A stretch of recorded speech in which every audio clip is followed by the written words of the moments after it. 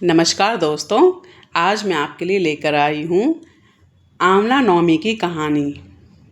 एक आंवलिया राजा था जो रोज़ एक मन सोने के आंवले दान करता था और बाद में जीमता था।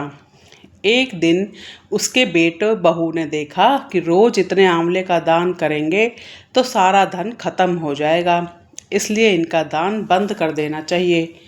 फिर पुत्र आया और राजा से बोला कि आप तो सारा धन लुटा देंगे, इसलिए आप आंवले का दान करना बंद कर दो। तब राजा और रानी उजाड़ में जाकर बैठ गए और वह आंवलों का दान नहीं कर सके, इसलिए उन्होंने कुछ भी नहीं खाया।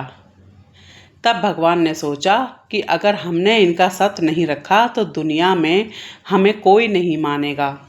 तब भगवान ने सपने में कहा कि तुम उठो और तुम्हारे पहले जैसी रसोई हो गई है और आंवले का वृक्ष लगा हुआ है, तुम दान करो और जीम लो।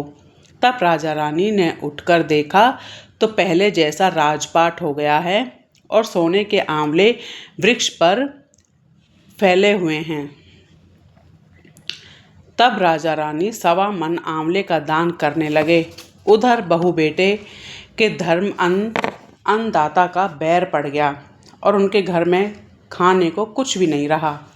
आसपास के लोगों ने कहा कि जंगल में एक आंवलिया राजा है, सो तुम वहाँ चले जाओ, तुम्हारा दुख दूर हो जाएगा।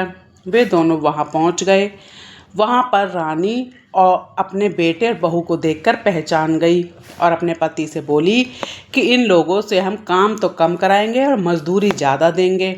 एक दिन रानी ने अपनी बहू को बुलाकर कहा कि मेरा सिर धोकर नहला दे।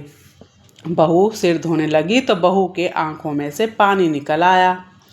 रानी की पीठ पर पड़ा। तब रानी बोली कि मेरी पीठ पर आंसू क्यों गिरे हैं, मुझे बताओ। तो बहू बोली कि मेरी भी सासू की पीठ पर ऐसा ही मस्सा था और हमने उसे घर से निकाल दिया।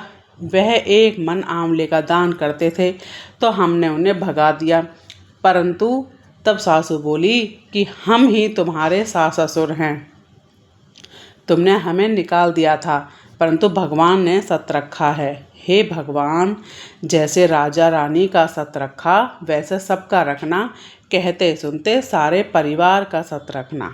जय विष्णु भगवान की।